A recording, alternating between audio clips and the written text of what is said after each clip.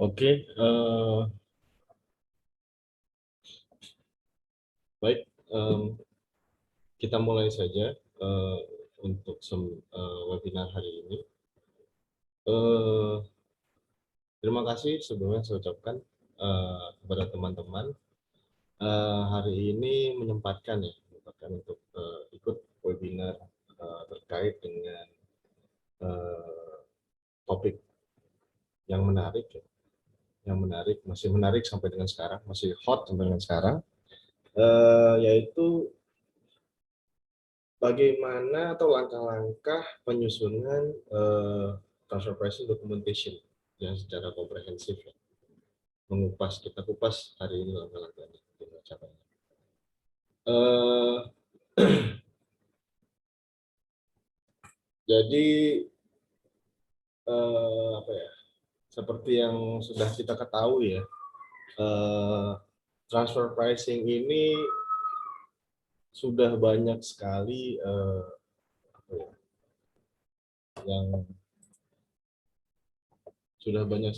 yang menjadi apa ya, menjadikan suatu tema atau topik yang sangat-sangat menarik untuk dibahas, khususnya di kancah dunia internasional. Karena memang marwahnya dari transfer pricing ini sebenarnya adalah terkait dengan cross border tax.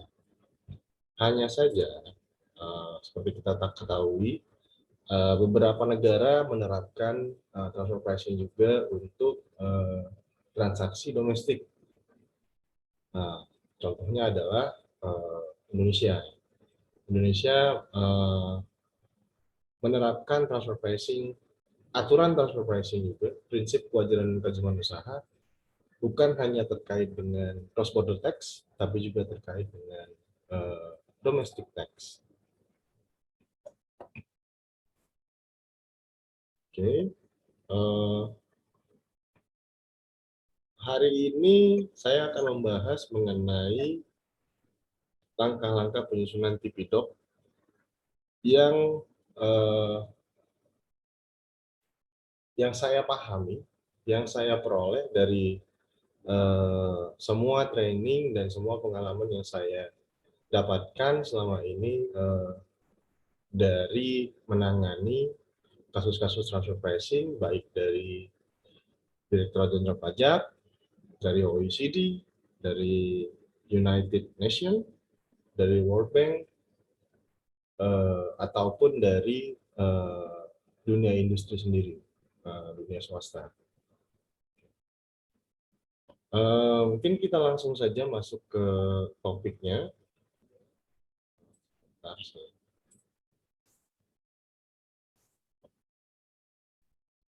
Ya. Jadi ini topik kita hari ini, ya, mengupas langkah-langkah penyusunan TP documentation secara komprehensif. Saya harapkan sih dengan bapak-bapak dan ibu-ibu mengikuti seminar ini, bapak-bapak dan ibu-ibu bisa memahami TP-Doc itu sebenarnya harusnya seperti apa. Dan kemudian gunanya itu dengan memahami dokumentasi, penyusunan dokumentasi seperti itu, diharapkan juga TP dokumentasi yang dihasilkan, yang disusun, itu dapat berguna untuk memitigasi, ya. Saya bilang memitigasi resiko terkait sengketa transfer pricing dengan Direktorat Jenderal Pajak. Ya. Karena selama ini yang terjadi di pemahaman umum yang terjadi di masyarakat itu adalah TP-Doc ini dalam tanda kutip tidak berguna. Ya, dalam kutip tidak berguna. Kenapa? Karena TP-Doc ini tidak tidak bisa mencapai tujuan yang seperti saya sampaikan tadi untuk mitigasi resiko pemeriksaan transfer pricing. Namun sebenarnya tujuan eh, tujuan utamanya TP-Doc itu adalah untuk eh, memberikan pemahaman kepada eh, pihak otoritas agar dapat memahami pendekatan yang dilakukan dalam menganalisis, dalam kita melakukan transaksi afiliasi dengan pihak afiliasi sesuai dengan prinsip yang diatur oleh DJP, yaitu prinsip perjanjian manajemen usaha. Nah, untuk mencapai langkah itu dan tujuan itu, maka TP documentation yang kita susun itu jangan kalau saya bilang jangan sembarangan. Kenapa? Karena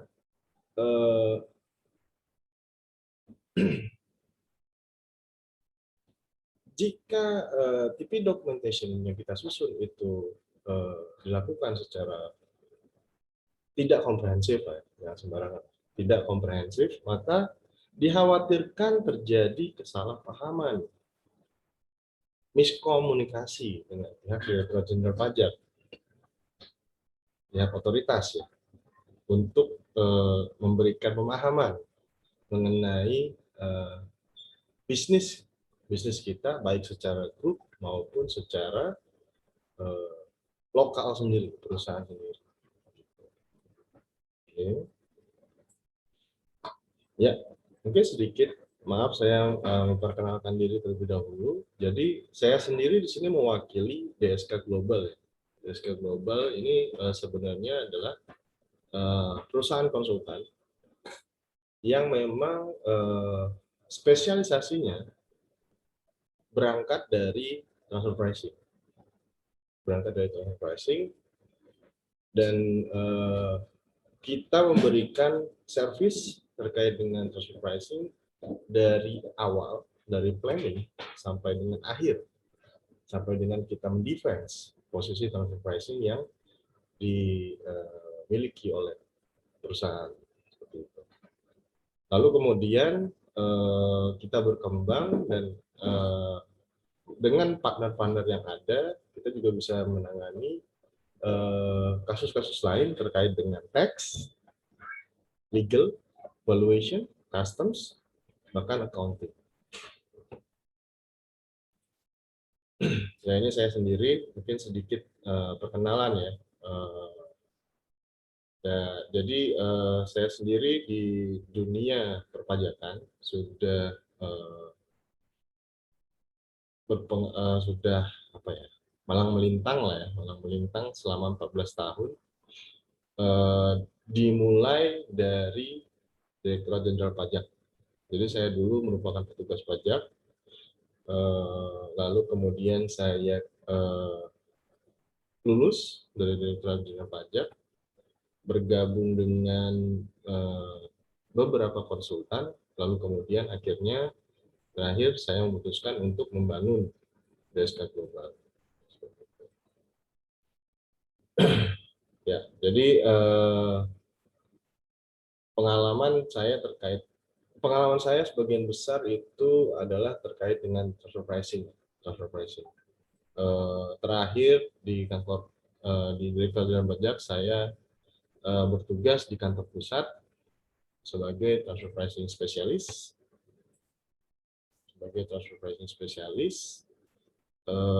Yang apa ya? Yang mungkin sebagai tenaga ahli bagi petugas-petugas pajak, memberikan input kepada petugas pajak. Seperti itu. Oke, kita langsung saja ke poinnya ya. Tadi sedikit intermezzo. Saya mau refresh dulu terlebih dahulu sebelum saya melangkah. Bagaimana cara penyusunan TP-Doc? Saya refresh dulu nih konsep dari transfer pricing nih. Ini harus dipahami terlebih dahulu sebelum kita melakukan dokumentasi. Ya, dokumentasi itu hanya bersifat apa ya? Mengcompile sebenarnya. Dokumentasi TP-Doc, kegiatan dokumentasi TP-Doc itu hanya bersifat mengcompile. Yang paling penting itu bukan dokumentasinya, tapi analisisnya, analisis transfer pricing.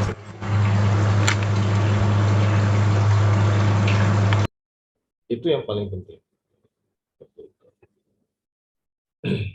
Nah, untuk konsep transfer pricing, ya, kita harus paham dulu ya. Kita harus pahami terlebih dahulu bahwa transfer pricing ini pemahamannya adalah begini, harga atau laba, ya kan?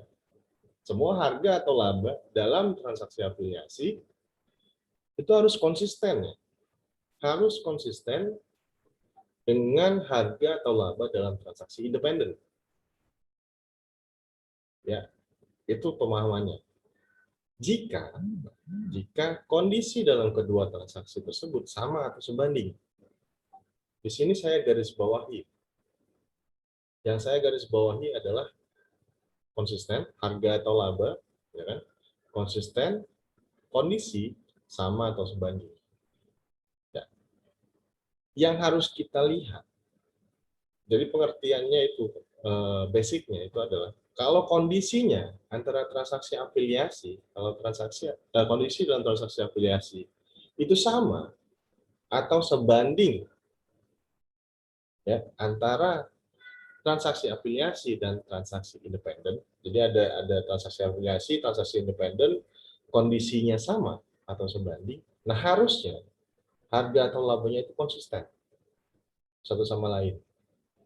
Bisa sama, bisa juga istilahnya itu berada dalam rentang. Nah, di sini dari konsepnya transfer pricing tadi ada dua hal yang penting yang harus yang akan dilakukan dalam melakukan analisisnya. Pertama, yaitu analisis kesebandingan. Ini inti ya. Analisis kesebandingan ini inti dari analisis transfer pricing. Apa yang dilakukan di sini? Kita itu mengidentifikasi si kondisi tadi. Tadi kan balikkan konsep tadi ya. Kalau kondisinya sama atau sebanding, nah harga atau labanya transaksi afiliasi dan transaksi independen harusnya konsisten, gitu kan? Kondisinya itu yang harus kita identifikasi terlebih dahulu di analisis kesebandingan. Ya. Lalu kalau kita sudah bisa mengidentifikasi kondisi transaksi afiliasi, baru kita identifikasi mana pembandingnya, ya kan? Namanya analisis kesebandingan, kita mau membandingkan, kita harus pahami dulu diri sendiri, baru kemudian kita baru membandingkan, cari pembanding yang orang lain, gitu kan? Sama seperti ini, kita mengidentifikasi transaksi independen yang sebanding.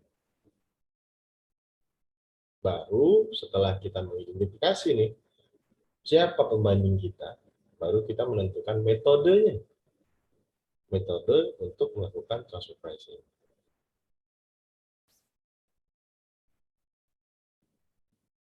Gitu. Nah, setelah kita menentukan metode, melakukan analisis perbandingan secara keseluruhan, baru kita melakukan benchmarking. Ya, di benchmarking ini kita baru menerapkan metode tadi. Macam-macam metode kan, seperti Bapak Ibu tahu, ada yang namanya metode CAP, metode resale price, metode cost plus, metode PNMM, metode profit split, ya macam-macam lah.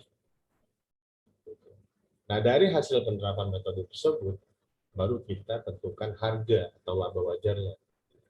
Mau single point atau rentang, itu nanti bagaimana kondisinya, tergantung kondisinya.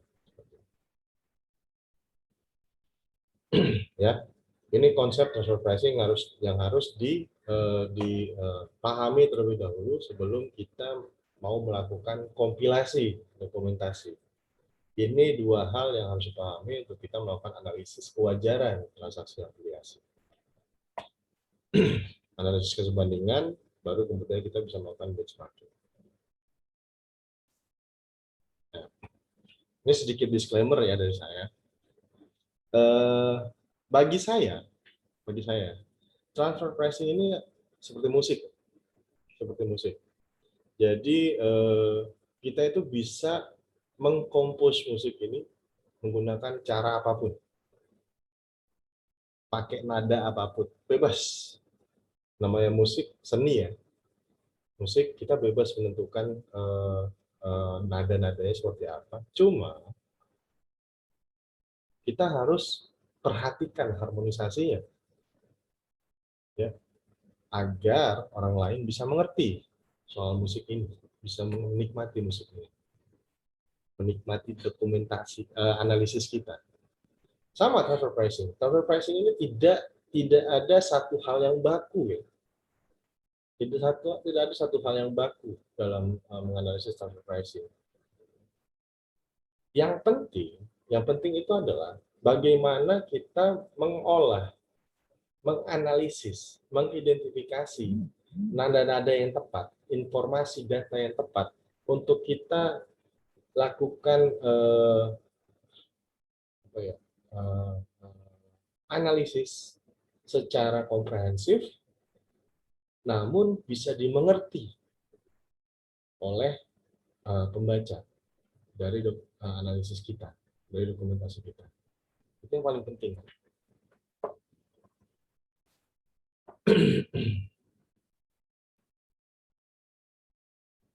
Ya, ini menurut saya transfer pricing adalah musik untuk ini. Nah, pertanyaannya selanjutnya adalah, mengapa kita perlu TP documentation? Banyak yang bertanya seperti ini, mengapa kita perlu TP documentation? Mengapa, buat apa sih TP documentation? Jawaban utamanya, pastinya, itu adalah karena wajib.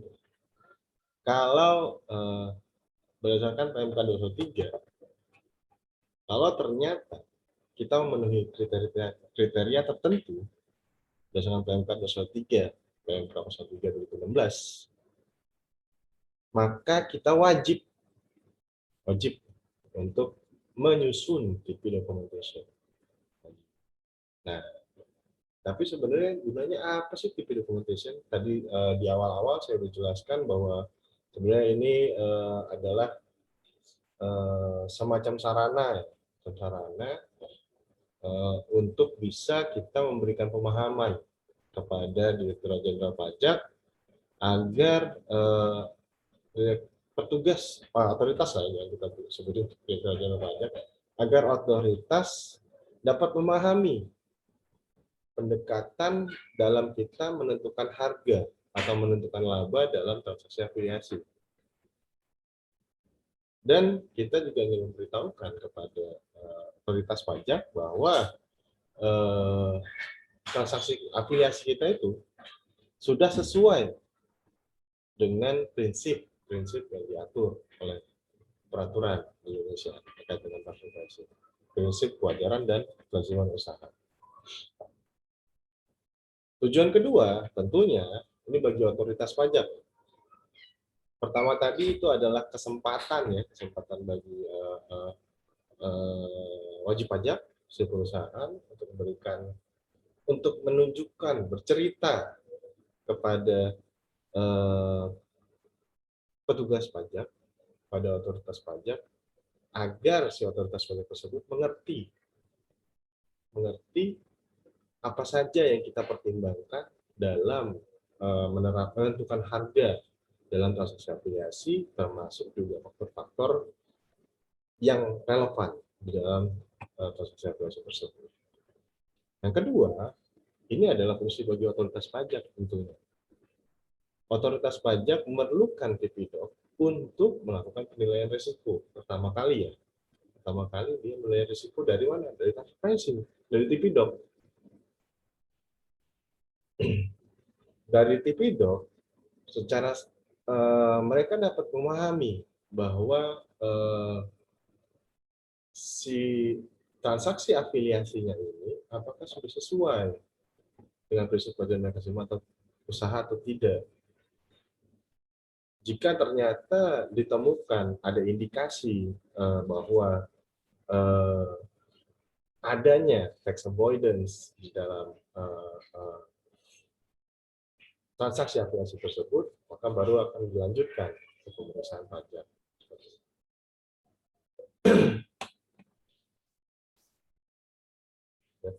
Nah, tujuan pertama tadi, seperti saya sampaikan di awal, itu akan tergantung pada seberapa komprehensif dokumen tersebut disusun. Banyak kejadian selama ini itu adalah dokumen yang disusun itu sangat apa istilahnya, sangat template, sangat template.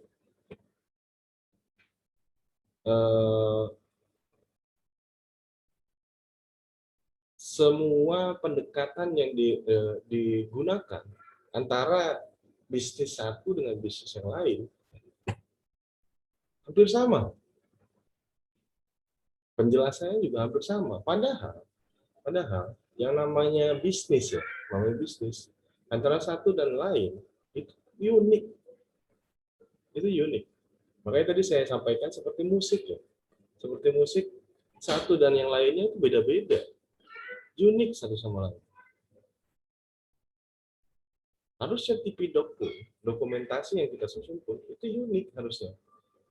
Menggambarkan benar-benar bagaimana operasional dari perusahaan.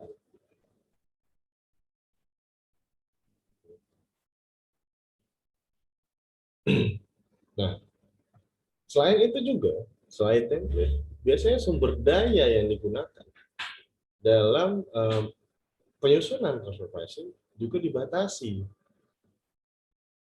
Misalkan ternyata perusahaan memutuskan untuk melakukan penyusunan TP-Doc secara in-house. Namun yang diberikan mandat untuk melakukan penyusunan itu hanya satu orang. Waduh, kalau seperti itu, yang namanya transfer pricing itu kan bukan hanya terkait dengan pajak ya. Transfer pricing itu terkait dengan operasional, seluruh operasional perusahaan. Maka si satu orang ini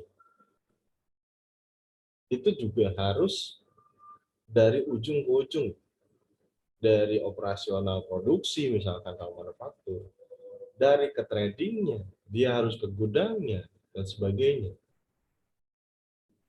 Apalagi ternyata resource yang digunakan ini nyambi, istilahnya nyambi ya. Selain mereka menyusun TP-Doc ini,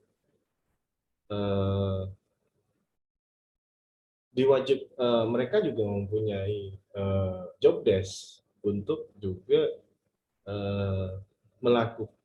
melakukan kewajiban terkait perpajakan lainnya, SPT kah atau apakah. Wah, makinlah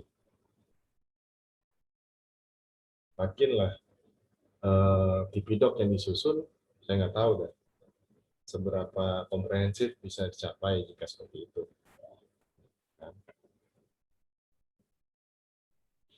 Nah, kalau misalnya kejadian seperti itu, makin jauh tujuan utamanya tadi, memastikan bahwa wajib pajak memberikan pertimbangan, menunjukkan kepada otoritas pajak bahwa ini transaksi afiliasi kita memang benar-benar arm's-length atau tidak. Itu jauh tujuan itu. Tujuan itu jauh sekali. Kenapa? Karena kita mensimplifikasi jadinya, kejar waktu, sebagainya. Dan akhirnya dokumentasi yang kita susun itu tidak menggambarkan keseluruhan bisnis kita, tidak menggambarkan secara utuh bisnis kita. Otoritas pajak karena tidak ada informasi itu mencoba mempelajari sendiri. Rika coba melok ini Rika sambung situ. Ya, mencoba mempelajari sendiri. Mempelajari sendiri di sini, inilah yang rentan. Ada petugas pajak yang paham soal bisnis tertentu. Ada juga petugas pajak yang tidak paham, tidak pernah bersentuhan dengan bisnis, tidak pernah melakukan bisnis, ujug-ujug tiba-tiba disuruh meriksa bisnis orang. Transfer pricing kan kita bicara soal bisnis ya. Kalau pajak kita bicara soal peraturan, ya kan? Tapi kalau transfer pricing kita bicara soal bagaimana bisnis beroperasi, bagaimana akhirnya si perusahaan itu memutuskan untuk menggunakan harga sekian, menggunakan strategi apa. Nah itu yang tidak semua, tidak semua. Kalau saya tidak bilang semuanya tidak mengerti, tapi tidak semua.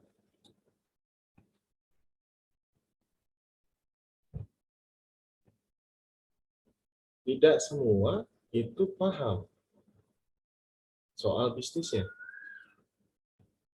Begitu.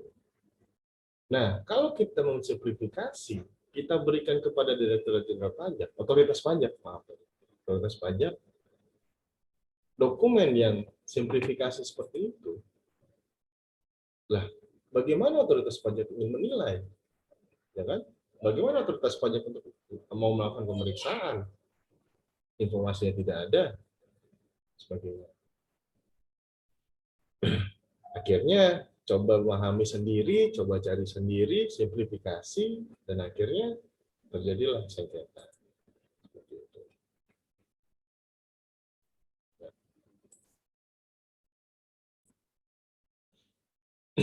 Ya. Jadi yang namanya TP documentation, kalau ingin mencapai tujuan yang pertama tadi, harap kita dapat melakukannya dengan sekomprehensif mungkin agar si otoritas pajak dapat paham, dapat memahami bagaimana bisnis kita berusaha, bagaimana bisnis kita beroperasi, dan akhirnya juga akan tepat untuk kita menyampaikan analisis transfer pricing kita dan posisi transfer pricing yang kita lakukan itu telah sesuai dengan prinsip kewajiban dan kewajiban usaha. Ya. Oke, kita lanjut. Ini jenis dan konten TP documentation. Ya, TP documentation tadi sudah kita bahas, kita diskusikan. Dokumen yang menunjukkan bahwa transaksi yang dilakukan dengan pihak afiliasi telah dilakukan sesuai dengan prinsip kewajiban dan kewajiban usaha. Itu TP documentation. Ini hanya dokumen ya. Ini hanya dokumen. Yang paling penting itu adalah bagaimana kita nanti menunjukkannya. Bagaimana analisisnya. Itu yang paling penting. Analisis kesebandingan, benchmarking, agar kita dapat menunjukkan bahwa transaksi afiliasi kita telah sesuai dengan prinsip kewajiban dan kewajiban usaha. Tadi saya jelaskan juga, TP documentation melingkupi dua hal ya. Analisis kesebandingan dan benchmarking. Ada dua hal ini. Ini yang paling penting. Nah, di Indonesia, atau bukan di Indonesia, di beberapa negara, di hampir sebagian besar negara di dunia, sekarang menggunakan pendekatan 3 jenis TP documentation. Ini hasil inisiasi dari OECD dan G20 terkait BEPS Action Plan ya, Plan Action 13. Ada 3 jenis, yaitu dokumen induk, dokumen lokal, dan laporan per negara. Di Indonesia itu ada di PMK 213 tahun 2016. Ini sempat heboh ya tahun 2016 kemarin. Nah, kita harus ingat bahwa di sini ada sering kali saya sering kali dapat pertanyaan seperti ini. Kalau kita wajib dokumen induk atau kita wajib dokumen lokal, Apakah dokumen induk juga wajib? Apakah kalau kita wajib dokumen lokal, dokumen induk kita langsung wajib juga laporan per negara? Belum tentu ya, belum tentu. Tapi yang pasti saya bisa sampaikan seperti ini. Jika wajib dokumen induk, jika wajib dokumen lokal, maka otomatis wajib juga dokumen induk atau dokumen lokal. Namun, meskipun kita wajib dokumen lokal, belum tentu kita wajib laporan per negara. Karena threshold untuk ketiga dokumen ini berbeda. Dokumen induk dan dokumen lokal punya threshold sendiri, laporan per negara juga punya threshold sendiri. Ya.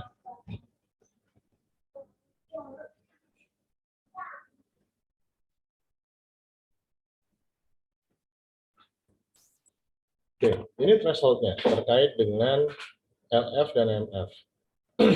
Ya. Pertama kali, untuk kita menentukan apakah wajib local file dan master file, kita harus melihat dulu ya, di tahun terkait transaksi afiliasi, tahun terkait, di tahun yang mau kita tentukan wajib dipidok atau tidak, kita lihat dulu, ada nggak transaksi afiliasinya. Kalau nggak ada, ya otomatis ya, tidak wajib dokumen lokal dan dokumen induk. Kalau ada, tidak langsung kita langsung wajib buat dokumen induk dan dokumen lokal. Kita harus pastikan dulu ya, di tahun sebelumnya peredaran usaha bruto, omset bruto itu lebih dari 50 miliar. Ya. Kalau lebih dari 50 miliar di tahun sebelumnya itu, misalkan contoh di tahun 2020 ya, tahun 2020 kita mau menentukan wajib atau tidak. Kita lihat di tahun sebelumnya, 2019, omset brutonya itu lebih dari 50 miliar atau tidak. Ya. Kalau misalnya lebih, otomatis kita nggak usah ngelihat lagi threshold lainnya, langsung kita wajib dokumen induk dan dokumen lokal. Ya.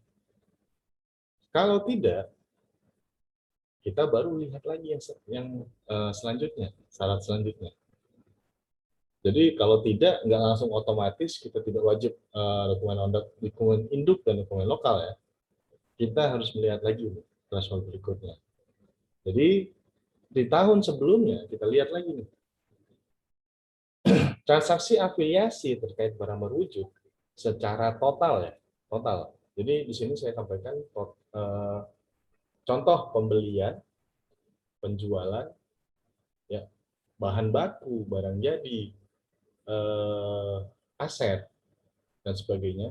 Kalau di total semua terkait barang berwujud lebih dari 20 miliar, maka langsung wajib dokumen induk dan dokumen lokal. Contoh ya, kita mau menentukan tahun 2020 kita itu wajib dipidok atau tidak. Di tahun sebelumnya ternyata kita ada pembelian bahan baku 5.000, kemudian kita jual barang jadi 10.000, lalu kemudian kita juga ada beli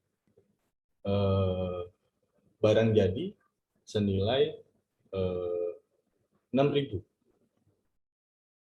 6 miliar ya, 6 miliar. Itu tadi 10 miliar, 5 miliar, dan 6 miliar. Kalau tadi kita jumlahkan keseluruhan antara transaksi penjualan barang jadi, pembelian barang jadi, pembelian bahan baku, itu akan lebih dari 20 miliar. Kalau seperti itu, maka kita wajib local file dan master file. Ya. Nah, namun kalau ternyata di bawah itu kita tidak bisa langsung menyatakan kita tidak wajib dipidok. Harus tetap lihat lagi threshold selanjutnya. Nah, ini berbeda dengan threshold sebelumnya, di mana total yang kita lihat dari transaksi barang berwujud. Di sini kita melihat masing-masing jenis transaksi, Contoh royalti, jasa, bunga pinjaman, gitu kan. Kalau masing-masing jenis transaksi tersebut lebih dari 5 miliar, kita wajib dokumen induk dan dokumen lokal. Contoh, pada tahun kita ingin menentukan pada tahun 2020 wajib atau tidak. Nah, kita lihat di tahun 2019. Tahun sebelumnya ya yang kita lihat, bukan tahun terkait, tapi tahun sebelumnya. Di tahun sebelumnya. Oke, udah. Ya, di tahun sebelumnya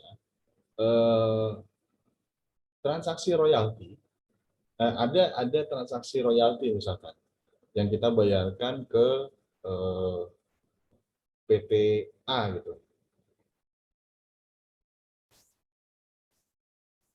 Ya, di PTA sebesar 2 miliar, lalu kemudian ada juga yang kepada PTB sebesar 3 miliar, gitu kan. Terus kemudian ada juga kita menggunakan jasa nih sebesar 4 miliar, misalkan. Lalu kemudian kita juga ada bayar bunga pinjaman sebesar 3 miliar. Nah, tadi kan kita lihat kalau kita lihat masing-masing pihak, transaksinya itu tidak akan lebih dari 5 miliar. Nah, hanya saja pada jenis transaksi royalti secara total itu kita udah lebih dari 5 miliar.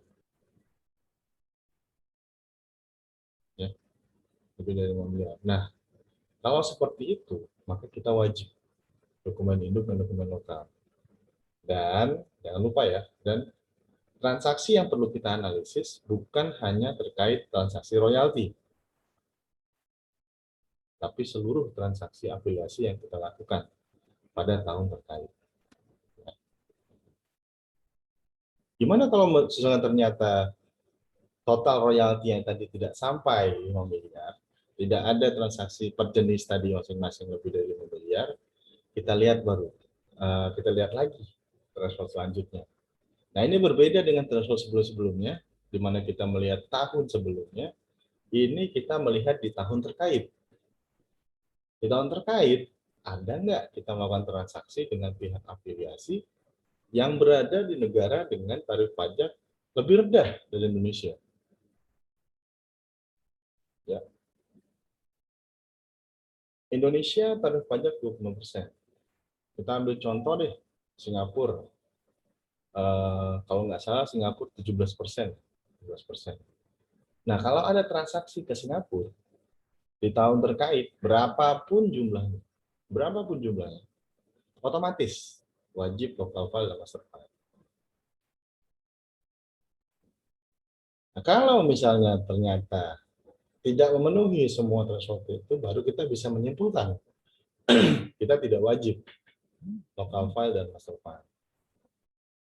Ya, pastikan dulu 4 hal ini sebelum kita memutuskan kita wajib local file dan master file. Nah, namun ya, ada satu hal lagi yang harus saya sampaikan, yaitu kalaupun kita tidak wajib local file dan master file, kewajiban kita untuk memenuhi prinsip kewajiban dan kewajiban usaha terkait dengan transaksi afiliasi tetap ada. Bukan berarti kita tidak wajib local file dan master file, lalu kemudian transaksi afiliasi kita bebas mau kayak gimana juga. Enggak. Tetap kita harus memenuhi prinsip kewajiban dan kewajiban usaha. Jangan lupa ya, KPP itu tetap berhak untuk meminta dokumen kepada wajib pajak untuk yang dapat menunjukkan si wajib pajak memenuhi prinsip kewajiban dan kewajiban usaha atau tidak. Ya. Gitu. Jadi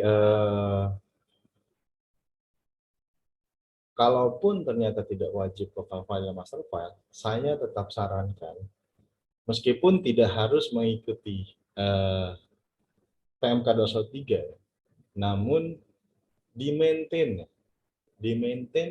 dokumen-dokumen terkait, ataupun kita membuat dokumen sederhana yang komprehensif ya. Maksud saya tidak perlu apa ya, sophisticated local file di dalam PMK 203, tapi kita bisa bikin yang sederhana, tapi bisa menyampaikan bagaimana bisnis kita, dan dapat menyampaikan bahwa posisi transfer pricing kita sudah sesuai dengan perjanjian customer besar.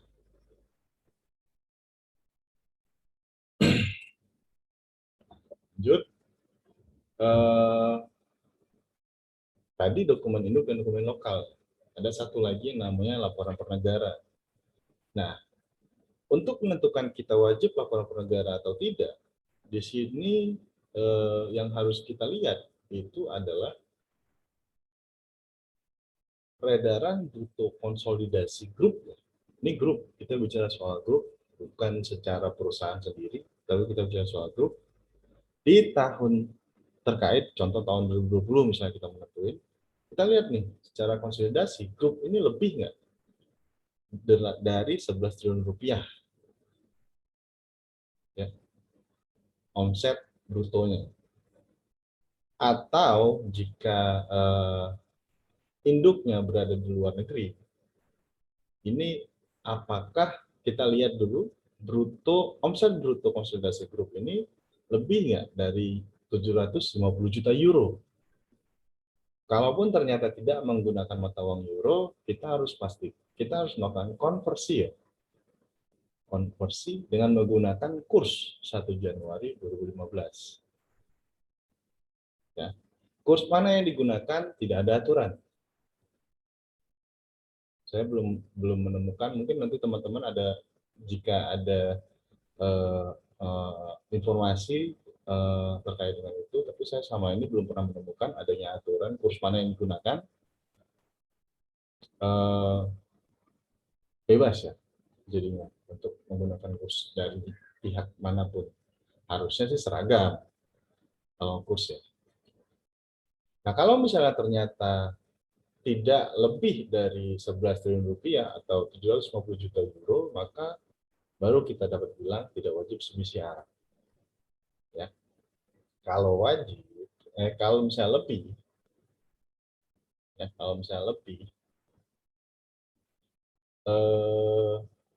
entitas induknya ini di Indonesia atau tidak.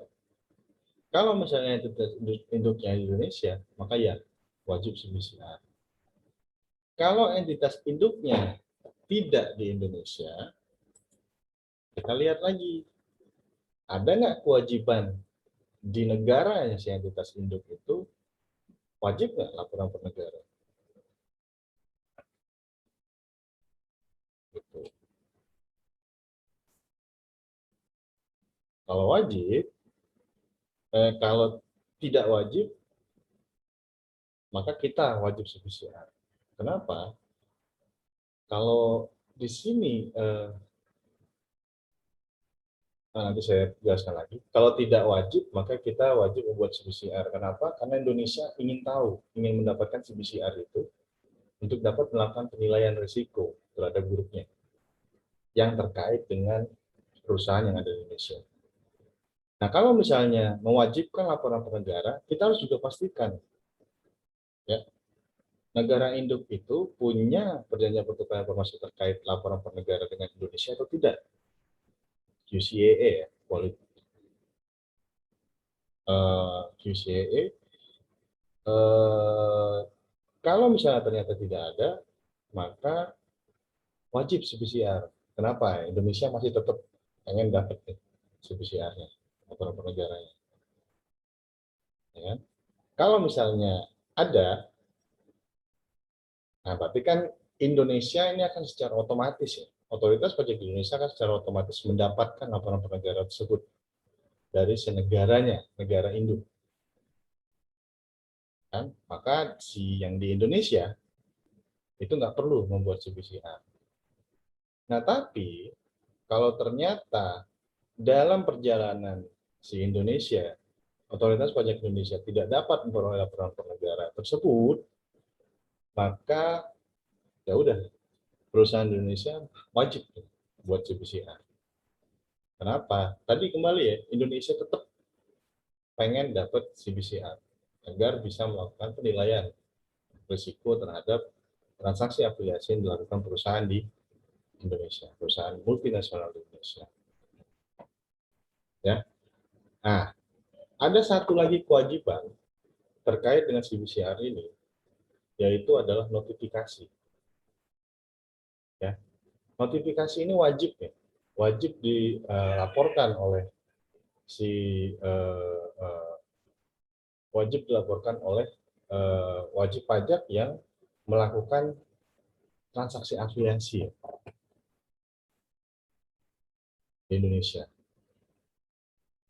Kalau misalnya ada seperti itu, atau dia bagian dari grup, maka otomatis dia harus buat notifikasi. Notifikasi ini bisa berkesimpulan tidak wajib CBCR atau wajib CBCR. Ya.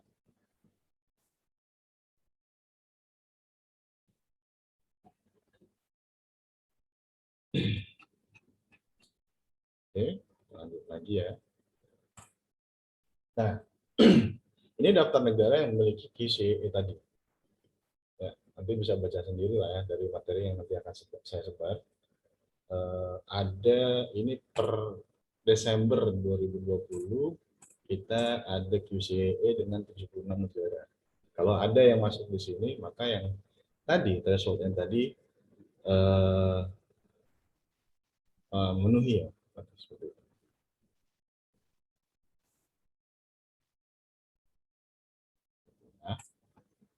Nah, tadi kita sudah membahas sedikit mengenai TP documentation.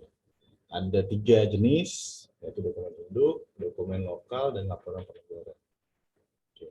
Dokumen induk ini isinya adalah gambaran umum grup usaha. Ya, ini high level overview of the MND's global operation. Memberikan gambaran secara high level global operation grup kita itu seperti apa. Kan? Lalu kemudian di dokumen lokal baru kita memberikan analisis berdasarkan informasi tadi di dokumen induk.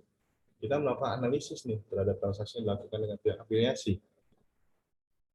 Tentunya itu informasi yang ada di dokumen lokal harus koheren dengan informasi di dokumen induk, harus konsisten.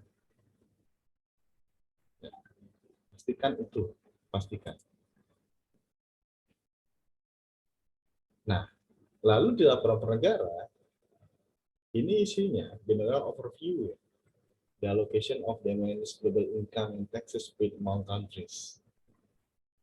Ya, ini overview gambaran umum yang memberikan gambaran mengenai setiap anggota grup usaha itu berapa penghasilannya, ya, berapa profitnya, berapa pajak yang dibayar. Nanti tiap negara yang punya negara dapat melakukan penilaian mengenai resikonya. Kenapa? Kan dispute yang terjadi terkait dengan transfer pricing ini adalah mengenai alokasi profit, alokasi profitnya. Jadi antara profit perusahaan yang satu dengan perusahaan yang lain wajar atau tidak di dalam grup itu. Antara PTA atau dengan A PT Ltd wajib wajar tidak pembagian profit yang diberikan, penentuan harganya yang diberikan. Dari laporan per negara, otoritas pajak dapat melakukan penilaian. Ya. Nah, laporan per negara ini adalah ringkasan sebenarnya dari master file. Ada salah satu bagian di master file itu namanya analisis fungsi per masing-masing grup, masing-masing anak usaha. Itu nanti dicentang di laporan per negara. Ya. Dan kemudian di dokumen induk kita kasih laporan konsolidasi, di laporan penegara kita detailin satu-satu. Yang saya mau sampaikan adalah ketiga dokumen ini itu harmonize, saling terkait satu sama lain, ya, saling terkait satu sama lain. Harap diperhatikan konsekuensi dalam kita menyusun TP documentation. 3 jenis seperti itu. Kita masuk ke sini ya, cara menyusun TP documentation. Mungkin ini yang inti yang tunggu-tunggu. Sebelum kita menyusun TP documentation, ada beberapa hal yang harus kita pastikan. Tadi saya sudah sampaikan di awal untuk mencapai tujuan dari utama dari transfer pricing, yaitu menunjukkan, memberikan gambaran kepada otoritas pajak bahwa transaksinya ini, bisnis kita itu seperti apa, transaksi kita yang kita lakukan sudah sesuaikah dengan prinsip perjalanan kewajiban usaha atau tidak, seperti itu. Intinya kita harus melakukan TP dokumentasi secara komprehensif. Ya. Nah, ini memerlukan resource yang dedicated. Jika mau dilakukan secara in-house, pastikan ada tenaga sumber daya yang dedicated untuk ini. Kenapa? Karena dalam penyusunan TP documentation ini bukan hanya terkait dengan pajak, bukan hanya terkait dengan pajak, tapi terkait seluruh aspek operasional, mulai dari produksi, misalkan ada R&D, misalkan ada marketing, sales, warehouse, logistik, termasuk accounting, general administration, dan sebagainya, semua. Kalau dikerjakan oleh resource yang dalam tanda kutip part-time, maksudnya setengah-setengah, setengah dia menyusun kewajiban perpajakan SPT bulanan dan sebagainya, lalu kemudian dia juga menangani soal transfer pricing, TP documentation. Saya tidak yakin TP documentation yang disusun itu akan dapat mencapai tujuan yang tadi sudah saya sampaikan. Nah, kedua, sebelum kita lakukan analisis, kita lakukan mapping dulu. Jadi kita kumpulin dulu nih setahun yang pada tahun terkait ya. Kita mapping dulu transaksi afiliasi apa saja yang kita lakukan. Mapping dulu. Lalu kemudian yang ketiga, kita pastikan ada nggak. Jadi kalau perusahaan kita di Indonesia, lalu kemudian ada grup di luar negeri, kita pastikan ada nggak dokumentasi yang sudah disiapkan juga di negara yang lain. Kenapa? Seperti saya sampaikan, setiap dokumen lokal di setiap perusahaan, baik itu di luar negeri, di Indonesia, dimanapun, itu harusnya konsisten dengan di master file. Ya, konsisten.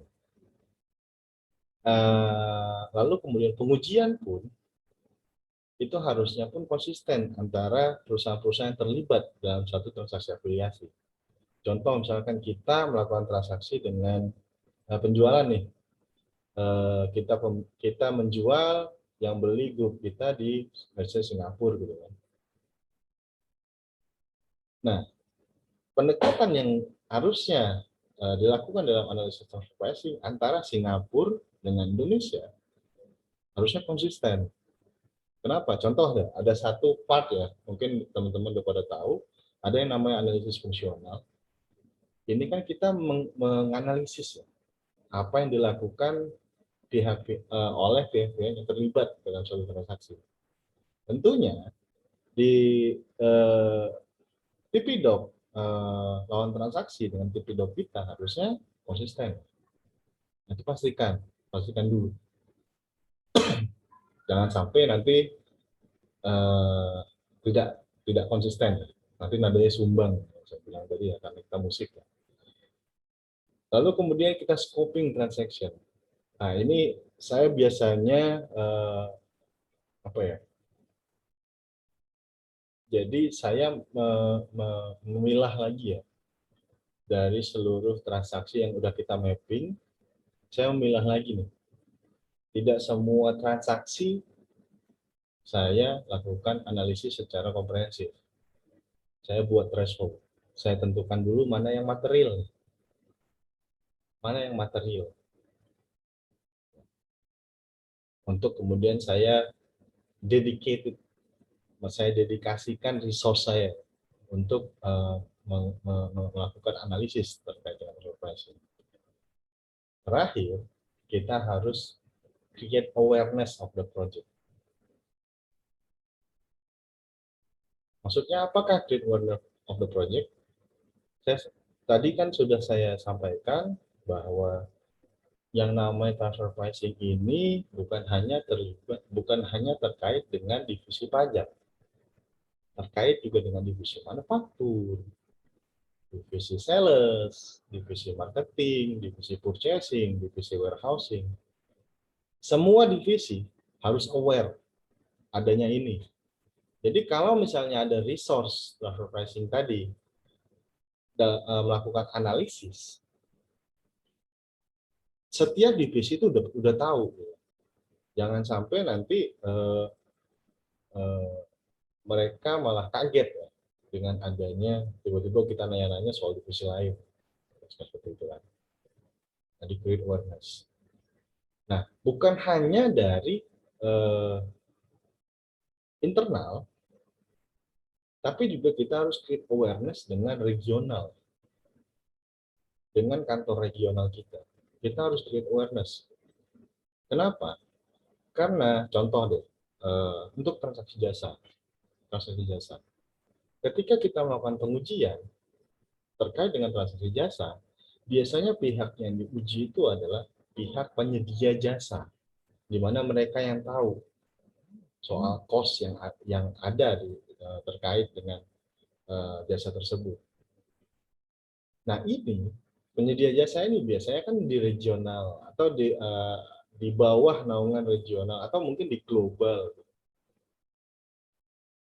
Jangan sampai nanti kita minta nih dokumen itu mereka kaget. Create awareness dulu bahwa kita wajib TP-Doc, kita lagi menyusun TP-Doc, kita melakukan analisis transfer pricing, mohon di sana nanti kerjasamanya untuk menyediakan informasi, data informasi terkait dengan yang dibutuhkan dalam penyusunan TP-Doc. Gitu. Kita mau yang komprehensif kan, maka kita harus create awareness ini. Bukan hanya dari internal kita, tapi juga terkait dengan regional ataupun global. Ya.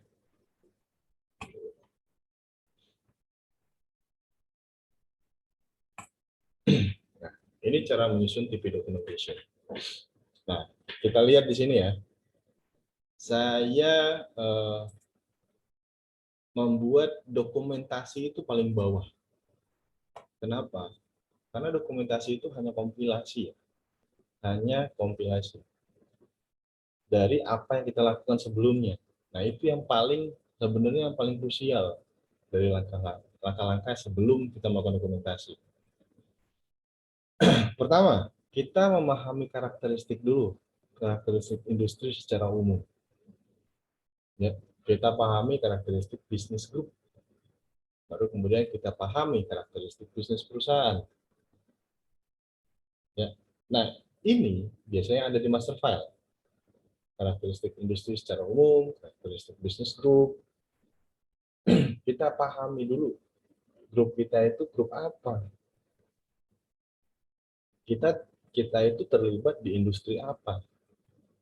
Faktor-faktor apa saja yang sebenarnya berdampak pada bisnis kita. Ya, pahami itu dulu.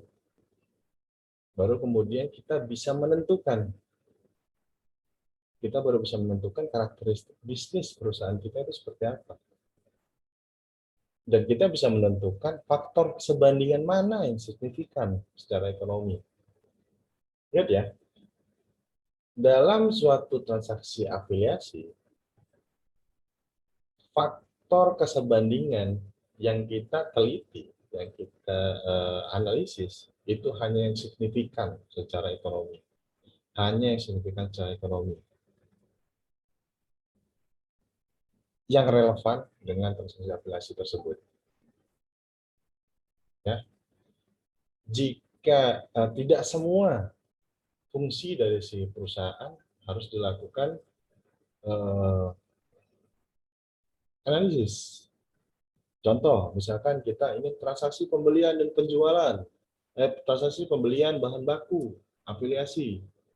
Apakah terkait dengan transaksi afiliasi bahan baku, kita harus menguji fungsi dari perpajakan, divisi perpajakan? Tidak juga kan? Itu tidak berpengaruh terhadap harga atau laba dari transaksi afiliasi tersebut.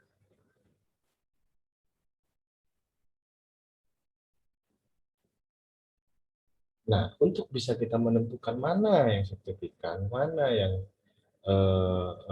perlu kita analisis, kita teliti, kita harus paham dulu industri yang mana, bisnis grup kita itu bagaimana. Kembali kan tadi terkait juga dengan profit allocation. Kita tuh di grup sebagai apa? Lalu kemudian perusahaan sendiri itu bagaimana beroperasinya? Ada juga. Nah, dari nanti kita melakukan faktor perbandingan, baru kita bisa melakukan pemilihan pilih uji. Ini juga tergantung ya, jika diperlukan. Kalau bisa kita menguji dengan menggunakan metode metode profit, maka kita perlu memilih pihak yang diuji. Biasanya pihak yang diuji adalah pihak yang memiliki fungsi yang lebih sederhana. Ya. Lalu kemudian kita identifikasi potensi transaksi pembanding. Jadi tadi udah kita pilih nih, kira-kira harga bisa nggak bisa, kemudian kita lakukan kita kira-kira bergerak ke metode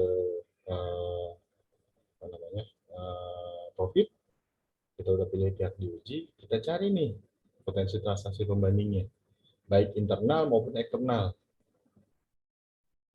Ya, kita lihat faktor kesebandingannya dari transaksi pembanding, potensi transaksi pembanding, bisa dilakukan penyesuaian nggak? Kalau diperlukan ya. Nah, harap diingat, pembanding internal ini lebih diutamakan dibandingkan pembanding eksternal. Ya, pembanding internal lebih diutamakan dibandingkan pembanding eksternal. Jadi pastikan pembanding internal itu tidak bisa digunakan sebelum kita menggunakan pembanding eksternal. Pastikan itu. Nah, baru kemudian kita memilih metode transfer pricing, lalu kita terapkan metode transfer pricing itu, dan terakhir kita tentukan harganya, lalu wajarnya berapa. Sudah semua kita lakukan, dari semua itu, baru kita dokumentasikan. Kita kompilasi semuanya tadi, kita tinggal masukin ke dalam video documentation.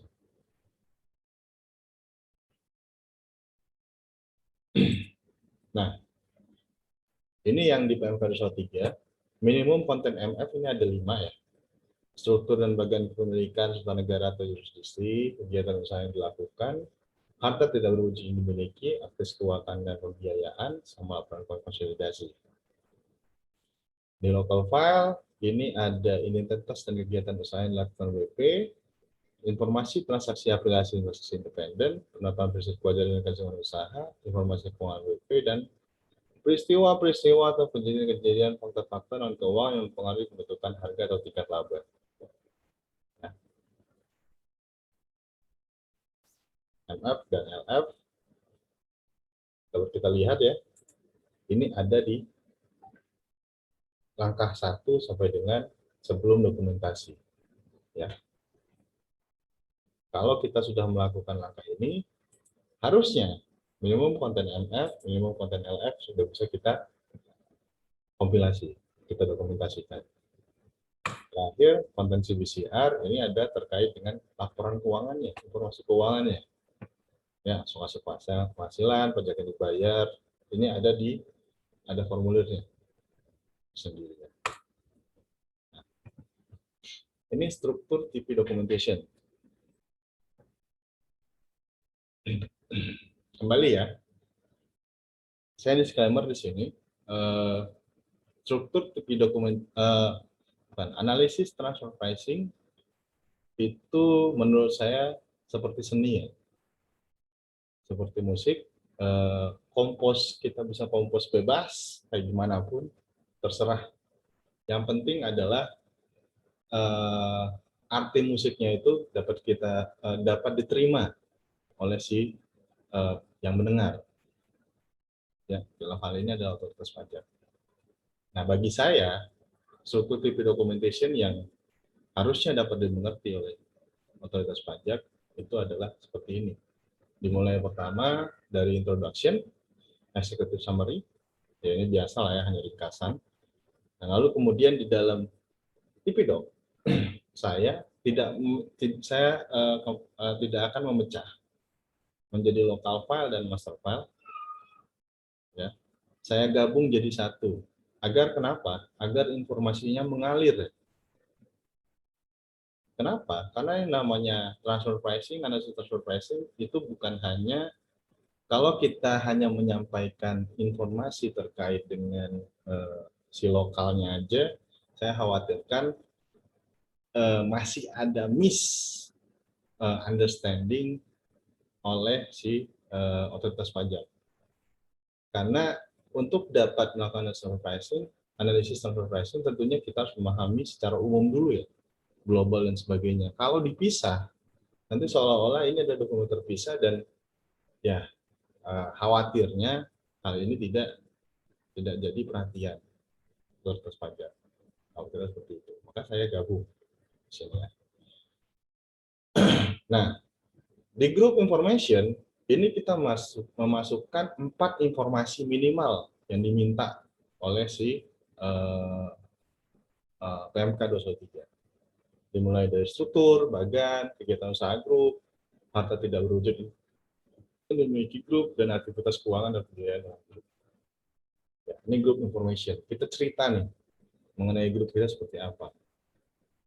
Baru kemudian ngalir, bridging ke yang selanjutnya kita jelasin. Berdasarkan group information tadi, kita jelasin se-company-nya, se-perusahaannya. Mulai dari struktur manajemen WP, ya, dan bagian organisasi, lalu kemudian kita jelasin detail tentang usahanya, ya. Maaf saya kembali lagi. Nah, jadi kita berikan nih, setelah kita tadi memahami karakteristik secara umum, karakteristik bisnis group, nah kita kasih tahu karakteristik bisnis perusahaan bagaimana. Disinilah kita jelasin company information untuk menjelaskan karakteristik bisnis perusahaan itu seperti apa. Ya. Nah, harap diperhatikan satu hal terkait dengan gambaran lingkungan usaha secara rinci. Ya. Di sini itu bukan terkait dengan bukan hanya terkait dengan statistik. Yang selama ini saya lihat sih TP-Doc kebanyakan bicara soal statistik. Kita udah langsung bicara soal performa industri. Belum, bukan itu sebenarnya menurut saya. Di gambaran lingkungan usaha secara rinci ini kita ingin memberikan informasi kepada otoritas pajak bagaimana sih lingkungan usaha kita, industri kita itu seperti apa, karakteristik buyer kita seperti apa, karakteristik supplier kita seperti apa, bahan baku kita itu seperti apa yang dibutuhkan, dan apa saja yang ada tidak peraturan yang berkaitan dengan bahan baku tersebut. Contoh misalkan ada bahan baku, let's say nikel misalnya. Lalu kemudian ada peraturan di Indonesia yang yang membatasi adanya nikel tersebut ya, terkait transaksi nikel tersebut, terkait mentah atau enggak, yang pernah ada aturan smelter dan sebagainya gitu ya.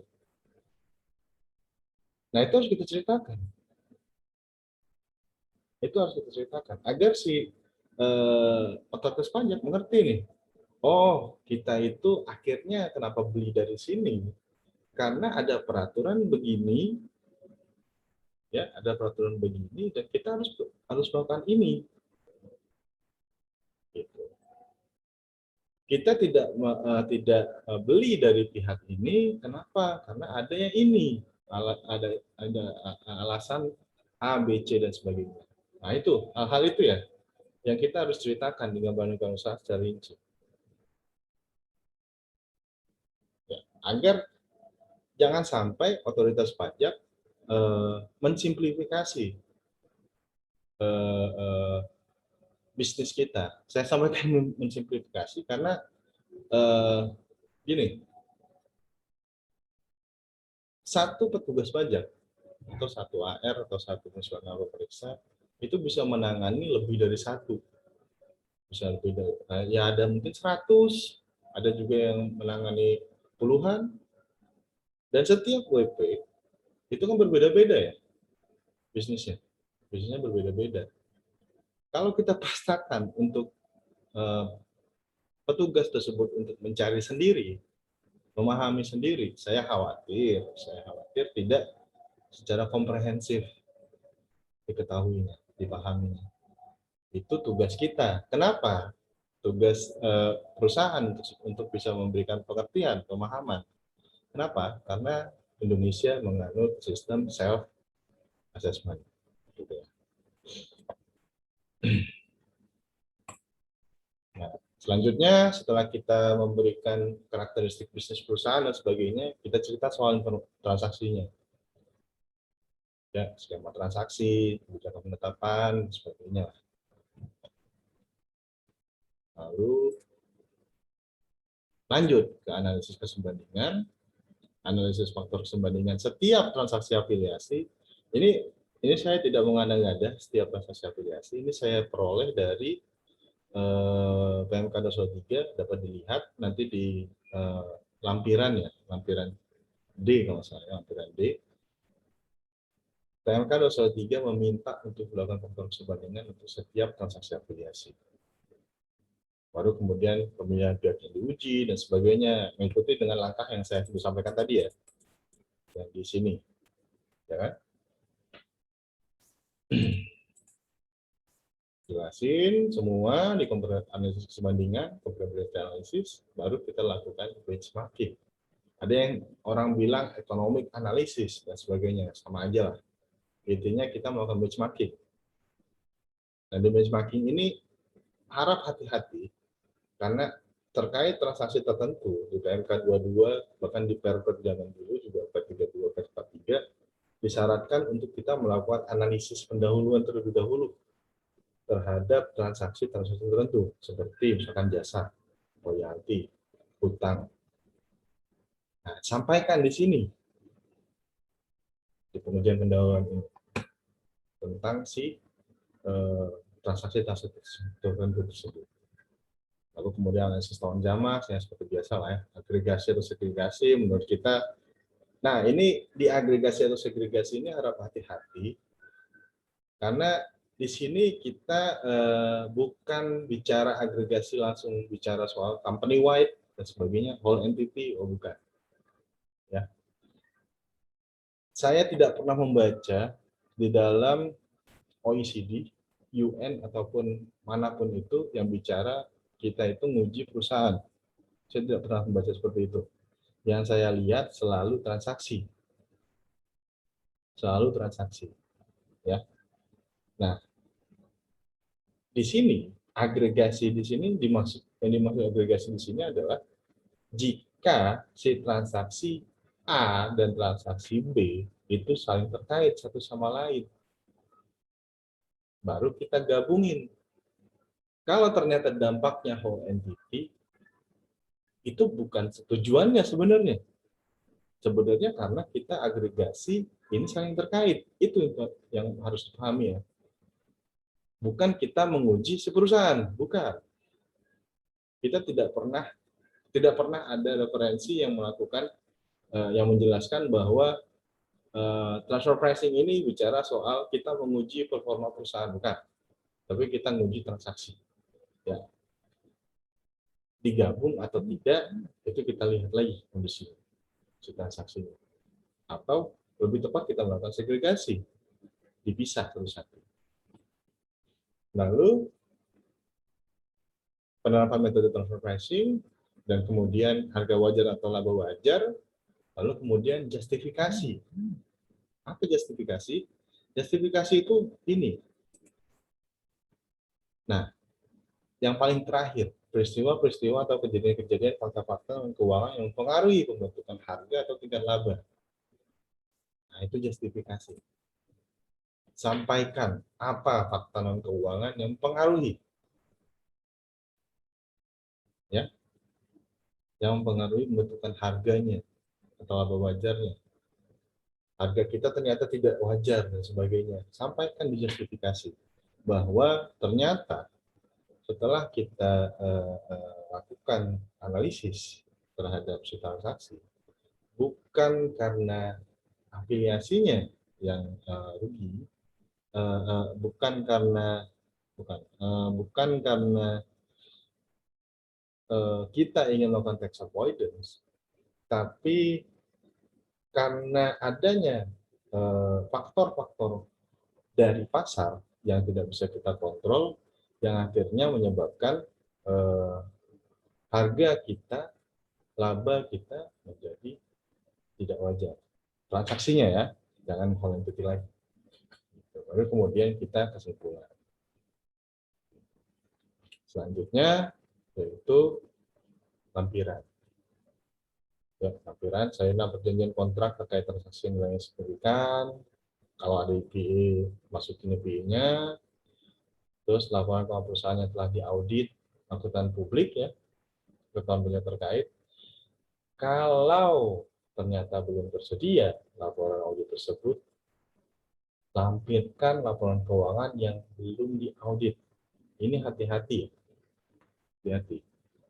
Ini terkait dengan deadline 4 bulan setelah akhir tahun pajak.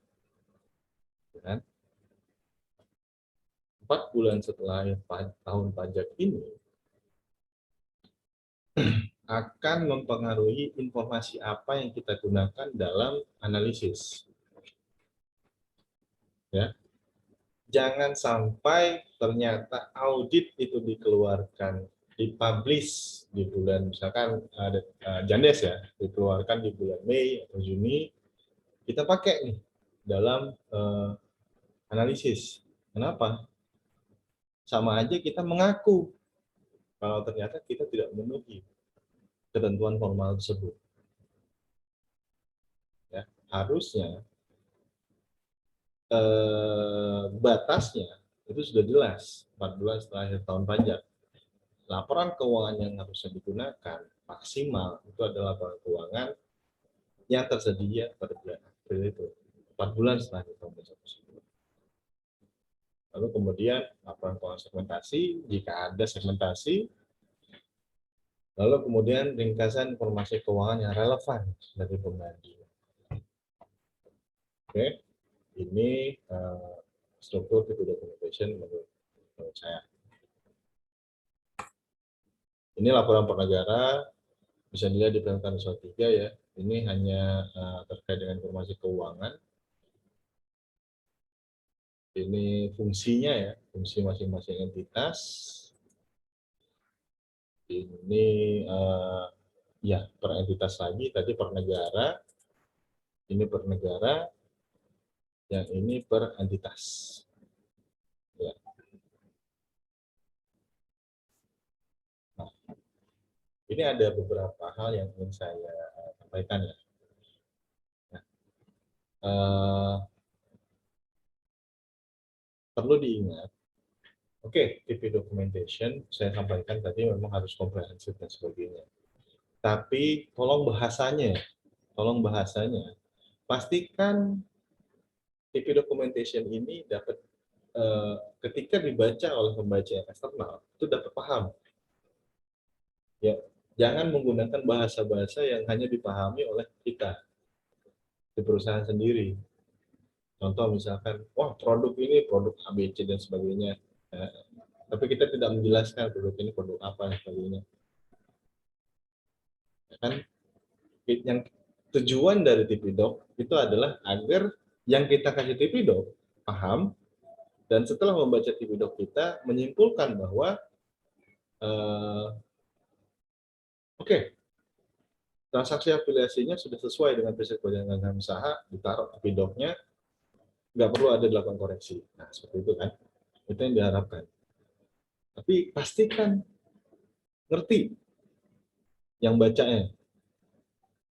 Jangan menggunakan bahasa yang menjelimet. Menjelimet. Komprehensif boleh, tapi jangan sampai jelimet yang akhirnya pembaca CTP-Doc akhirnya malah miskomunikasi. Kemudian jelaskan fungsi yang sebenarnya terjadi. Kenapa saya jelaskan ini? Ada dua di dalam OECD, di dalam UN dijelaskan bahwa meskipun ada ketentuan kontrak, ya meskipun ada ketentuan kontrak, tapi jika ternyata aktualnya berbeda, harusnya analisis dilakukan dengan menggunakan data aktual. Ya, jadi jelasin di sini. Percuma kalaupun kita yang menjelaskan secara kontrak, tapi ternyata nanti pemeriksa juga atau petugas pajak juga akan tetap memastikan secara lapangan dan sebagainya. Kalau ditemukan berbeda, ya tentunya nanti TP-Doc kita tidak berguna. Lanjut, analisis risiko dengan seksama. Ini selalu lewat nih, analisis risiko. OECD, UN sudah menjelaskan mengenai analisis risiko. Ya, OECD, UN sudah menjelaskan mengenai analisis risiko yang proper. Ya. Analisis risiko ini sangat penting sebenarnya untuk bisa kita menjelaskan, untuk bisa kita justifikasi, untuk menjustifikasi posisi transfer pricing kita, risiko ini. Misalkan kita jelasin, wah Pak, risiko pasar kita dan sebagainya gini, risiko pasar kita menanggung risiko pasar atas penjualan barang jadi yang kita lakukan kepada afiliasi, atas penjualan barang jadi yang kita lakukan kepada afiliasi. Namun kita tidak menjelaskan nih, kenapa kita menanggung risiko itu? Apa kesimpulannya sehingga kita menyimpulkan kita mempunyai risiko itu? Di OECD dijelaskan, ya, di OECD dijelaskan bahwa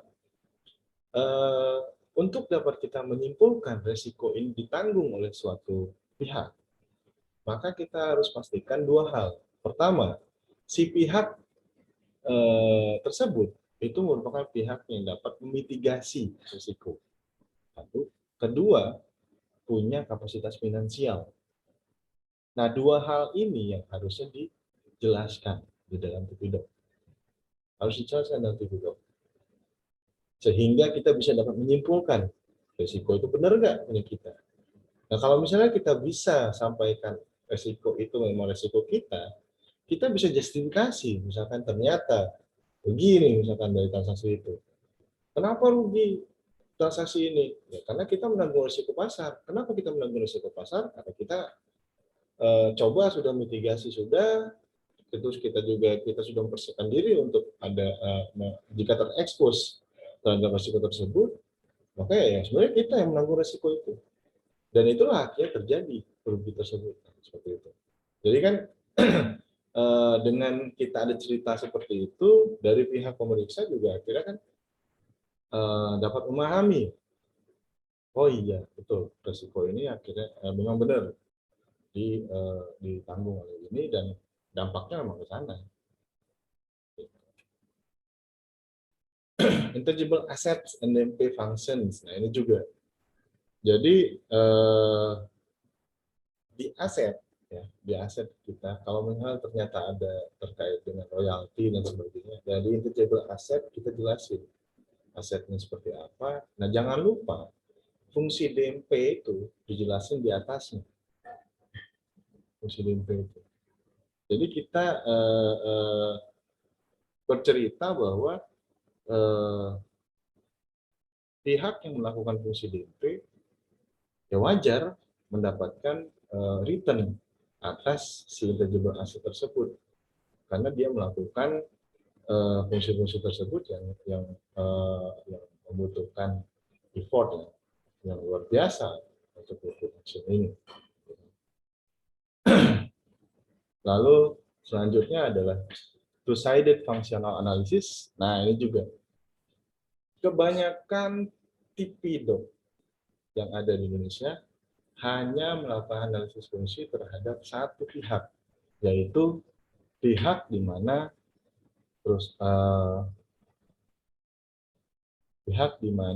engage ya, pihak si perusahaan sendiri atau konsultan engage dengan si pihak tersebut. Ya. Nah ini analisis fungsinya sebenarnya bukan cuma dari satu sisi, jangan. Kenapa? Kita sebenarnya harus melakukan analisis fungsi secara dua pihak. Kenapa? Karena kita perlu menentukan mana pihak yang punya fungsi yang sederhana. Dengan kita menentukan fungsi yang sederhana, kita bisa cari pembanding yang reliable dari transaksi tersebut. Kalau kita maksakan hanya satu analisis fungsi, lalu kita maksakan juga karakteristiknya, misalkan fully fledged dan sebagainya, lalu kita coba cari pembanding, fully fledged itu naik turunnya sangat-sangat volatile. Tidak bisa kita temukan transaksi yang fully fledged yang sebanding satu sama lain. Karena ada hal-hal unik yang membedakan antara transaksi afiliasi dengan transaksi independen jika fully fledged. Itu makanya banyak disarankan carilah transaksi yang dilakukan oleh pihak yang lebih sederhana. Harusnya yang didapatkan dari situ, profit yang didapatkan dari transaksi tersebut lebih sederhana, lebih dapat diandalkan pembandingnya dibandingkan kita cuma salah satu. Kita menguji fully fledged. Gitu. Lalu kemudian important drivers of business profit, ini juga. Ini sebenarnya terkait dengan gambaran lingkungan usaha tadi ya. Kita ceritakan soal lingkungan usaha, lalu kemudian faktor-faktor apa saja yang berpengaruh terhadap profit usaha dan sebagainya.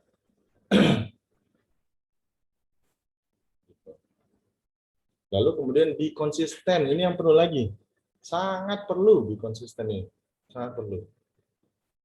Ya, saya sampaikan tadi ada dokumen induk, dokumen lokal, sama laporan negara. Nah, tiga hal ini pastikan harmoni, pastikan satu sama lain koheren informasinya, karena sebenarnya saling terkait kan, satu dan lain hal.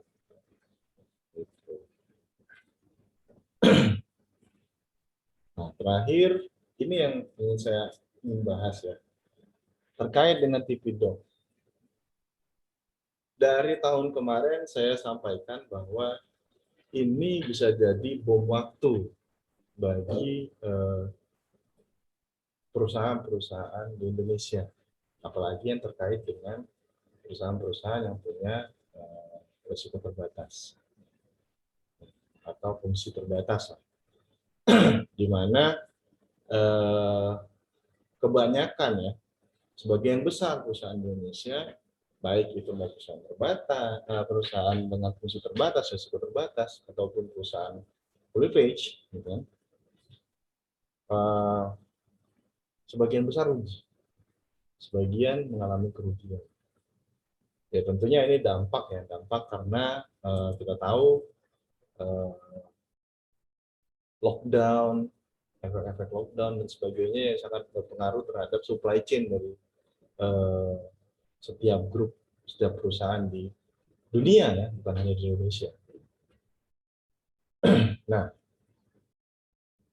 dengan adanya rugi tersebut, ini sebenarnya ya, kalau misalnya TP transfer pricing analysis, dokumentasi yang perusahaan lakukan, masih sama seperti dulu-dulu yang simplifikasi, yang tidak komprehensif dan sebagainya,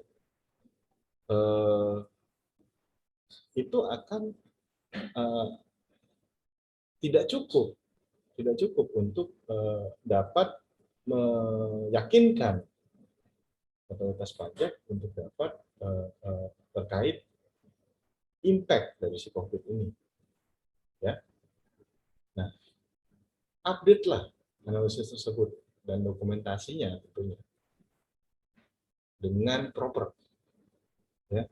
Jangan tunggu sampai otoritas pajak datang, ya. Jangan sampai kalau udah datang otoritas pajak udah nggak ada lagi kesempatan untuk bisa melakukan pembetulan dan sebagainya, ya. Nah, dan juga kita perlu pahami ya, meskipun ada COVID, itu tidak mempengaruhi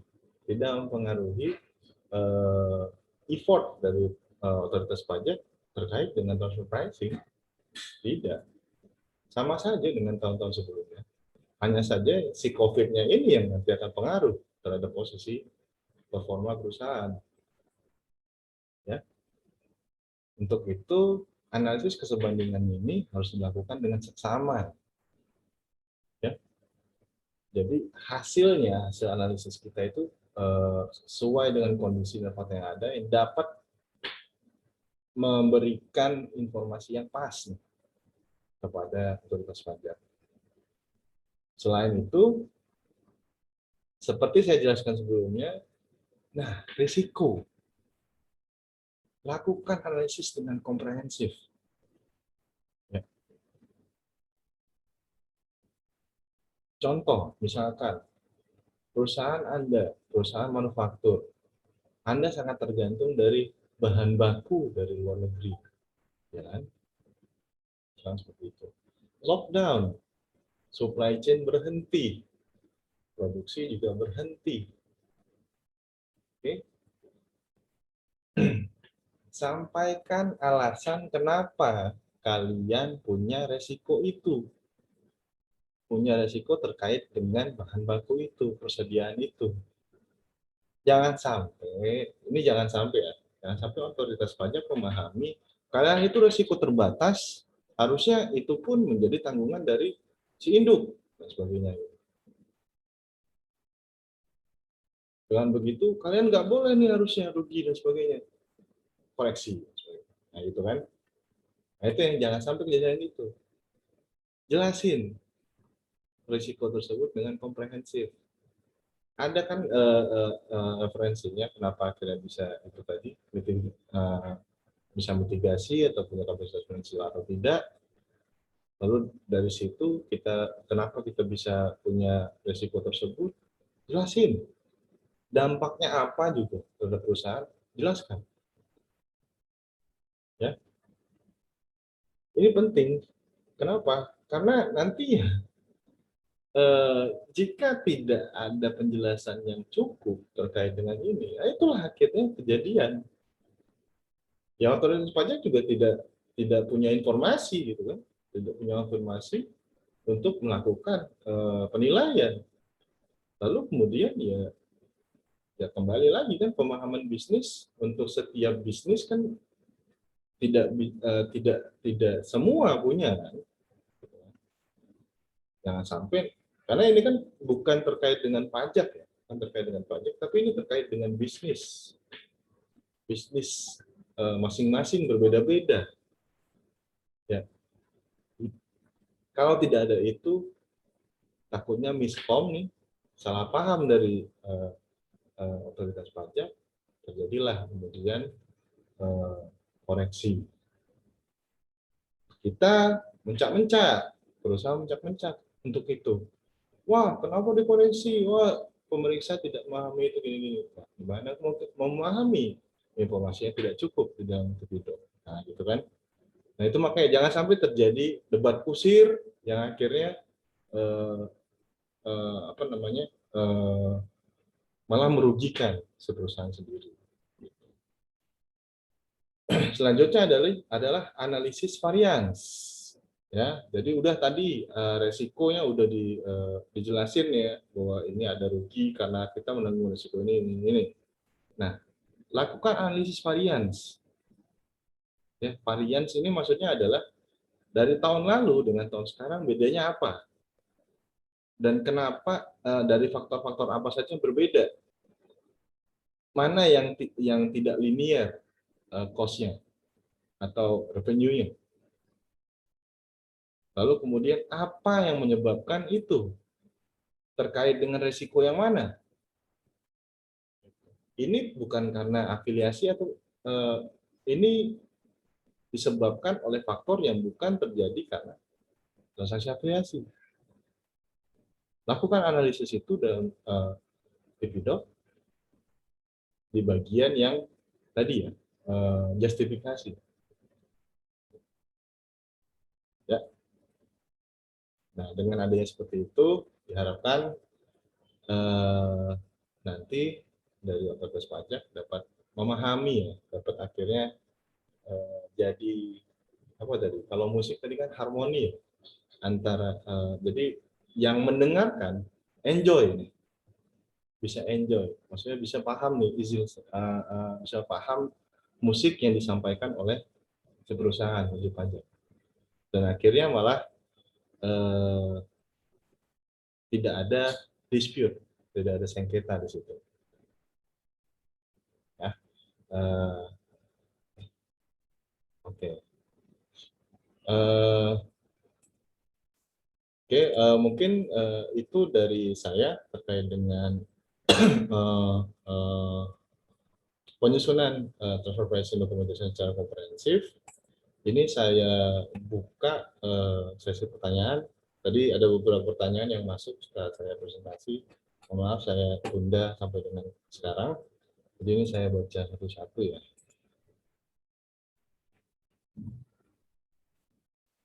Oke. Selamat siang, apakah materinya boleh di-share di sini? Ya, nanti saya share di sini. Oke, mohon izin untuk materinya agar di-share, ya saya akan share di sini.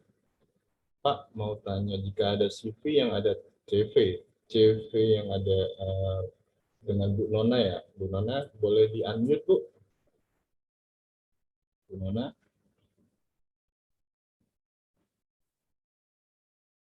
Halo, Bu Nona?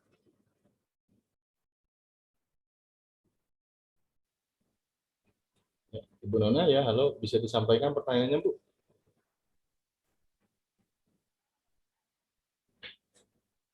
Halo, Ibu?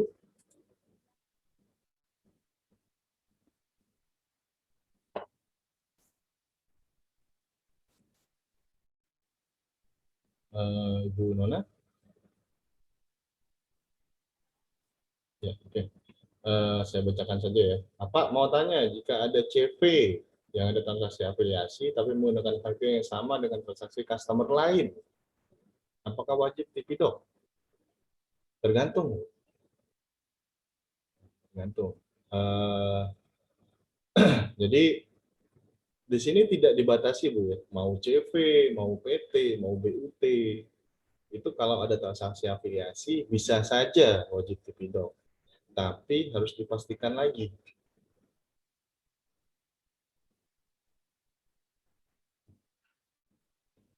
Harus dipastikan lagi. Apakah kita memenuhi threshold yang tadi saya jelaskan ya.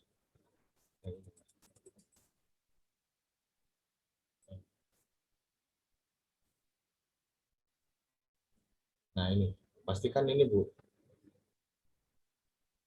Pastikan ini dulu. Kalau ada transaksi afiliasi, pastikan di tahun sebelumnya itu eh, 50 miliar atau tidak, lalu kemudian transaksi afiliasinya lebih dari 20 miliar atau tidak, transaksi afiliasi lainnya tadi yang masing-masing lebih dari 5 miliar atau tidak, lalu kemudian di tahun terkait ada nggak eh, transaksi dengan negara yang punya tarif pajak lebih rendah dari Indonesia. Nah, kalau misalnya memenuhi salah satu dari threshold ini, Bu, maka wajib untuk membuat dividen. Cuma kalau misalnya ternyata tidak, ya tidak perlu Bu, tidak wajib untuk membuat uh, dokumen lokal dan dokumen induk. Namun Bu ya, ini saya jelaskan bukan berarti tidak wajib dokumen lokal, dokumen induk, bukan berarti KPP petugas pajak ya, petugas pajak tidak berhak untuk meminta kepada wajib pajak untuk menunjukkan memenuhi prinsip kewajaran dan kehaziman usaha atau tidak. Tidak berarti seperti itu ya. Tetap berhak, tapi PMK 213 ini tidak applicable bagi kalau misalnya tidak memenuhi ini apa namanya threshold ini ya, gitu. Tetap bisa Bu minta KPP itu Dividok, tapi kita tidak perlu buat dengan format yang selengkap ini tadi. Secara sederhana juga bisa, asalkan dipastikan bahwa si otoritas pajak paham mengenai bisnis ibu dan tidak jadi salah paham lah uh, uh, mengenai posisi transfer pricing yang ibu lakukan, gitu ya. Ya,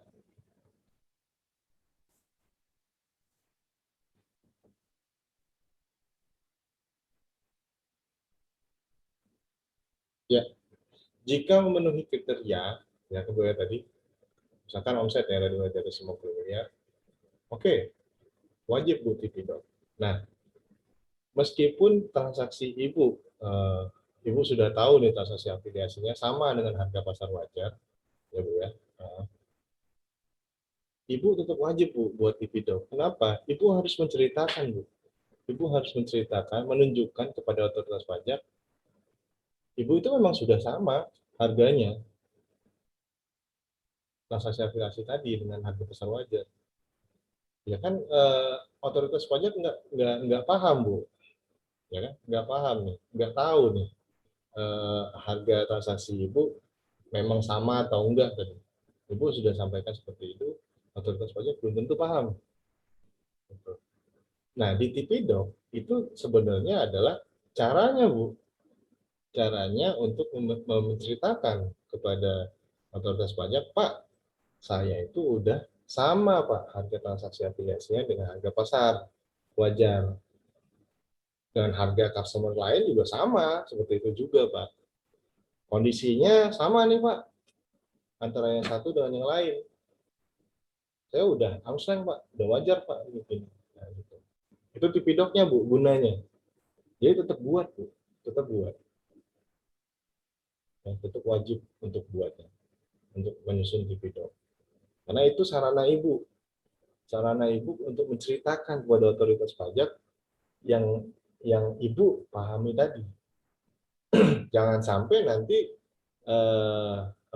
otoritas pajak nggak paham nih, yang dianggap yang ibu tadi bilang, wah kita udah harga pasar wajar bersama, harga customer lain juga sama, lalu kemudian ternyata salah paham, misalkan ya salah paham, dianggap wah kondisinya beda Bu antara harga ibu dengan transaksi afiliasi dengan pihak afiliasi dengan pihak ke customer lain Bu, kondisinya beda, harusnya harganya nggak boleh sama Bu, harusnya bisa lebih mahal misalkan seperti itu Bu. Nah itu kan jadi salah paham Bu ya di situ. Itu yang kita harus mitigasi Bu. Tujuan utama dari Tipidok adalah untuk menceritakan nih pemahaman kita tadi, kenapa akhirnya kita menganggap itu wajar, itu sampaikan di dalam Tipidok.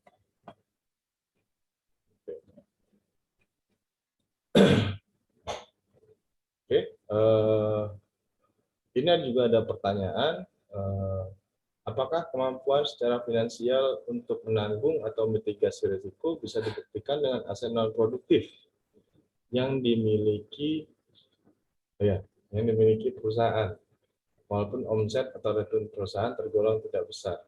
Apakah kemampuan secara finansial untuk menanggung atau mitigasi risiko bisa?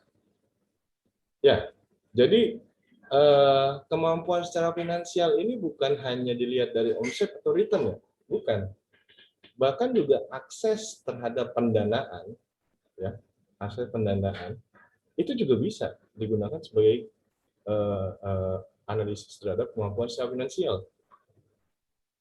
Ya, misalkan dia punya aset nih, aset A, B, C, D dan sebagainya. Itu kalau dia bisa akses ke bank, dia punya dana di situ kan, dan untuk bisa menanggung risiko tadi atau mitigasi risiko bukan terkait ini. Jadi jawabannya bisa ya, bisa. Apakah kemampuan secara finansial untuk menanggung atau mitigasi risiko bisa dibuktikan dengan aset non produktif yang dimiliki perusahaan? Ya, oke.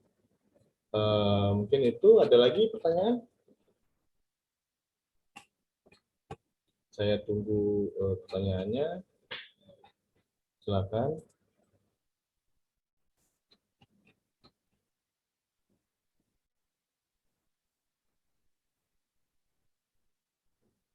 Oh iya, ininya ya.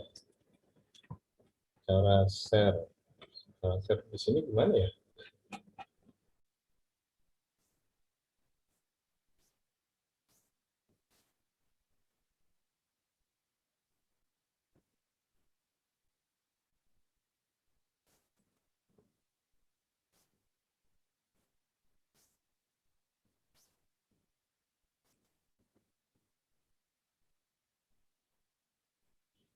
Oke, udah saya share ya di bagian chat. Silakan bagi bapak-bapak dan ibu kalau ingin apa namanya mengunduh apa namanya file tersebut. Oke, apakah ada lagi yang ingin bertanya?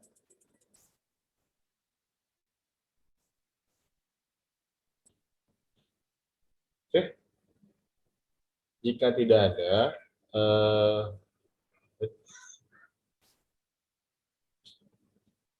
jika tidak ada, saya akan akhiri sesi webinar hari ini tentang mengupas langkah-langkah transfer pricing documentation secara komprehensif.